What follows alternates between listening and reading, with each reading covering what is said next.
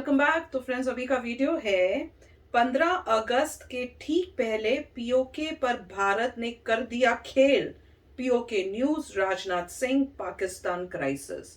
चलो देखते हैं। तो वीडियो शुरू करते हैं। वीडियो शुरू करने से पहले अगर आप चैनल पर नए हो और आपने अभी तक सब्सक्राइब नहीं किया है तो जल्दी से पहले सब्सक्राइब के बटन और बेल आइकन को क्लिक कर लो ताकि आपको हमारे सारे न्यू वीडियोस के नोटिफिकेशन मिल जाए जैसे हम अपलोड करें। अगर आपको वीडियो पसंद आता है प्लीज लाइक एंड शेयर। चलिए शुरू करते हैं। कुछ ही दिन बाद भारत की आजादी को 75 साल पूरे होने जा रहे हैं। पूरे देश में आजादी का अमृत महोत्सव मनाया जा रहा है, लेकिन इन सभी के बीच 15 अगस्त से ठीक पहले ऐसे दो बयान सामने आए हैं जिन्होंने पूरे पाकिस्तान को हिलाकर रख दिया है। ये बयान पीओके यानी पाकिस्तान ऑक्यूपाइड कश्मीर को लेकर आए हैं। पीओके पर पहला बयान भारत के रक्षा मंत्री राजनाथ सिंह ने जम्मू कश्मीर में खड़े होकर दिया। रक्षा मंत्री ने कहा कि पीओके भारत का हिस्सा है और हमेशा भारत का ही हिस्सा रहेगा। ऊपर वाला पाकिस्तान को सद्बुद्धि दे। इसके बाद दूसरा बयान आरएसएस के महासचिव दत्तात्रेय होसबले का आया, जिन्होंने दावा किया कि पीओके के लोग पाकिस्तान से आजादी चाहते हैं। पीओके पर अचानक आए ये दो बयान पाकिस्तान की नींद उड़ाने के लिए काफी थे। इन दोनों बयानों के अलावा भी कुछ ऐसा हुआ जिसने पाकिस्तान को हिलाकर रख दिया। बलूचिस्तान की एक बड़ी नेता नाइला कादरी ने भारत में बैठकर अचानक ये बोल दिया कि बलूचिस्तान को आजाद कराने में भारत उनकी मदद करे। नाइला कादरी ने कहा कि अगर भारत इजाजत दे तो वो वाराणसी में बलूचों की विस्थापित सरकार बनाना चाहती हैं। उन्होंने कहा कि आजादी मिलते ही वो बलूचिस्तान में प्रधानमंत्री नरेंद्र मोदी की मूर्ति भी लगवाएंगी। हालांकि आपको बता दें कि भारत ने नाइला कादरी के बयान पर अभी कोई प्रतिक्रिया नहीं दी है, लेकिन पाकिस्तान को एक के बाद एक 3 बड़े झटके लगे हैं। पीओके पर रक्षा मंत्री राजनाथ सिंह की दहाड़ से पाकिस्तान इतना डर गया कि वो संयुक्त राष्ट्र का रोना रोने लग गया। आपको बता दें कि रक्षा मंत्री और आरएसएस के ये बयान तथ्यों पर आधारित हैं, लेकिन पाकिस्तान इन दोनों बयानों की टाइमिंग से घबरा गया है। पाकिस्तान ने आनन फानन में बयान जारी कर दिया। पाकिस्तानी विदेश कार्यालय ने भारतीय रक्षा मंत्री के बयान को अनुचित बताया। बयान देते देते पाकिस्तान भावनाओं में इतना बह गया कि उसने ये बोल दिया कि अगर किसी विदेशी ताकत ने हम पर बुरी नजर डाली या युद्ध शुरू किया तो जीत पाकिस्तान की होगी। अब न जाने पाकिस्तान को ये बोलने की क्या ही जरूरत थी। पाकिस्तान में लोग इतने डरे हुए हैं कि उन्होंने बोलना शुरू कर दिया है कि पीओके पर भारत का बयान संयोग नहीं है। पाकिस्तान के टीवी शो में बैठे बड़े बड़े एक्सपर्ट्स ने अपने आप ही अंदाजा लगाना शुरू कर दिया है कि कुछ बड़ा होने वाला है। तो फ्रेंड्स, मैं कह रही हूँ बहुत अच्छा काम कर रहे हैं। बीच बीच में ऐसा कुछ भाषणों में बोल के इनको डराते रहना चाहिए। ये जो बोलते रहते ना, घबराना नहीं है, इनको कहना चाहिए रोज घबराना है।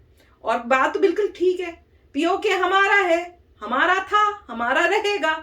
तो तुमने जो कब्जा किया है वो एक दिन तो आना ही आना है। अब तुम डरते रहो और सोचते रहो कब आएगा, ये कब हमारे हाथ से निकलेगा और कब हमें मिल जाएगा। तो तुमको तो डर लगेगा ही। जिसने गलत काम किया उसको डर तो लगना ही है भैया। जैसे कहते हैं ना कि अगर कोई चोरी की हुई है तो पूरा टाइम वो डरता ही रहता है कि मैंने चोरी किया, मैं कहीं पकड़ा ना जाऊं। तो वही इनका हाल है। अब इंडिया में वो दे रहे हैं, अब जम्मू कश्मीर में अपनी स्पीच। पाकिस्तान को क्या तकलीफ हो रही है, तुम अपना काम करते रहो। पर नहीं, उन्होंने नजर रखी हुई है हमेशा इंडिया की तरफ ही। उनके पास और कोई काम धंधा तो है नहीं पाकिस्तान में किसी को भी। वो बस इंडिया को ही देखते रहते, क्या हो रहा है, कब सोया इंडिया का इंसान, इंडियन कब उठा है, इंडियन ने क्या बोला है, इंडियन क्या कर रहा है, इंडिया ने खाना में क्या खाया है। तो वही इनका हाल है। पर अच्छी बात है, और जैसे न्यूज आती जा रही है ऐसे लग रहा है हम closer to our purpose reach कर रहे हैं। अब जल्दी हो जाए। यार देखिए, इसमें कोई भी स्टेटमेंट ऐसी नहीं थी जो सरप्राइजिंग हो, जो पहले ना मतलब उनको पता हो। यहाँ पे डिफेंस मिनिस्टर कह रहे हैं कि पीओके जो है इंडिया का पार्ट है। वो तो हम सदियों से कहते आ रहे हैं, तो उनको पता भी, तो डिस्प्यूट है तो ये उनको पता है। दूसरा, जो वहाँ पे दूसरे हैं वो बोल रहे हैं कि पीओके में लोग खुश नहीं है। ठीक है, उनको खुद ही पता है पीओके में लोग खुश नहीं है। बलूचिस्तान वाली लेडी है, वो ऑलरेडी फाइट कर रही है इंडिपेंडेंस के लिए। वो कह रहे हैं कि आप इंडिपेंडेंट कर लो, वो भी पहले से उनको पता है। तो सारी बातें उनको पता थी, मगर फिर भी वो जो रिएक्ट कर रहे हैं इतनी तेजी से, क्योंकि वो अपने लोगों को डराना चाहते हैं। मतलब उनका तो यही प्रोसेस है कि एक ही एजेंडा है उनका इंडिया कि के- लोगों को सिर्फ यही दिखाते रहो कि इंडिया हमला करने वाला है, इंडिया इंडिया ये हमला करने वाला है, इंडिया वो करने वाला है, ताकि जो उनकी कंट्री में बट्ठा ब्याधार हो रहा है उसको किसी तरह से डाइवर्ट करके पब्लिक को इंडिया की तरफ फोकस रखें। उनका एक ही गेम है कि ये सब बोलने से सभी लोग वहां पे यूनाइट हो जाते हैं और कहते हैं ओ अच्छा एनिमी आ गया है, अब यूनाइट हो जाते हैं और कार्य करते हैं। बस उनको एक ही तरीका है कि लोगों के ये सब बोलते रहो तो न्यूज़पेपर्स में उसी की हो, इकॉनमी के बारे में कुछ ना हो कि वहाँ पे प्रॉब्लम्स आ रही हैं, पैसा नहीं है, फॉरेन रिजर्व नहीं है, इसके बारे में बात नहीं होनी चाहिए, क्राइम के बारे में बात नहीं होनी चाहिए, जो लोगों को तकलीफें हो रही हैं महंगाई की उसके बारे में बात नहीं होनी चाहिए। बस बात वही इंडिया इंडिया ही करते रहो उनके। और दूसरा जो उनके वहाँ पे रिलीजन, तो उन्होंने कंट्रोल करने के लिए दो मैकेनिज्म लगा दिए। एक तो रिलीजन का कि आपको पढ़ाई लिखाई में भी रिलीजन कर दो, हर चीज़ रिलीजन कर दो और रिलीजन का ही सोचते रहो सारा दिन और कोई काम नहीं है तुम्हें, और दूसरा इंडिया के अगेंस्ट सोचते रहो। बस ये दो चीज़ें करते रहो और इकॉनमी में फोकस मत करो, उससे जो चला रहे हैं उनका काम चलता रहेगा। अभी इतनी टर्मोइल हुई है, मतलब उनकी इतनी अनस्टेबल हो गई सिचुएशन। देखिए कि आपको नज़र आ रहा है कि उनका हेड जो है वो एक पार्टी का है मगर उस पार्टी की मेजॉरिटी नहीं है पूरे पंजाब में, जो 2/3 ऑफ द पॉपुलेशन है। मतलब सोचिए 2/3 ऑफ द पॉपुलेशन जो है वो पंजाब में है। वहां पे जो हेड बना हुआ है कंट्री का उसका वहां पे मेजॉरिटी नहीं है, तो है क्या 1/3 में? मतलब 1/3 पाकिस्तान में जिसकी मेजॉरिटी वो बना हुआ है हेड, और इमरान खान जो है 2/3 लेके बैठ गया। राइट, अब देखिए ये कमाल की बात है, इमरान खान के पास 2/3 ऑफ द सपोर्ट है। इसीलिए इमरान खान बार बार स्टेटमेंट आ रही है कि भैया वोटिंग दो, पूरे देश की वोटिंग कराओ, जिससे उसे पता है जीतना है। 2/3 तो उसके हाथ में है, तो डेफिनेटली वो जीतेगा।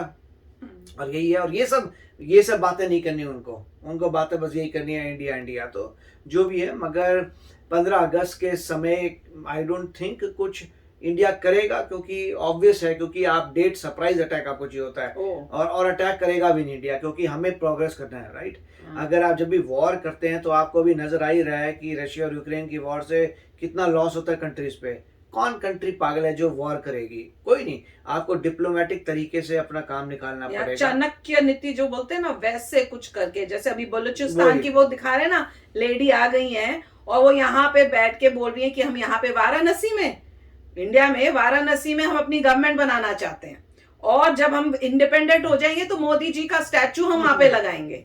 मैं तो देख लूं कि सोच कैसी है, मतलब मक्खनबाजी भी कितनी करते हैं just to gain the support, या जब अपना मतलब हो। मैं तो ये भी देख के हैरान हो रही हूँ। और उसमें देखिए यही प्रॉब्लम है कि आप ऐसा कर नहीं सकते कि इंडिया है और बीच में आपका पाकिस्तान आ गया, उसके बाद फिर बलूचिस्तान आ रहा है, फिर अफगानिस्तान आ रहा है। ऐसा ऑपरेशंस करने बीच में इतने सारे के बहुत मुश्किल है। मगर नेट रिजल्ट यही है कि थिंक टैंक को पता है क्या करना है, और ये सब नई बातें नहीं थी, ये वो अपनी गवर्नमेंट चला रहे हैं इन्हीं चीज़ों की वजह से। वो तो है, बिल्कुल वो तो है, पर इतनी प्रॉब्लम्स इनके अंदर इंटरनल हैं, पर ये अपनी इंटरनल प्रॉब्लम सॉल्व नहीं करेंगे। वो इंडिया और पीओके को लेके पूरा टाइम उसी को बोलते रहेंगे।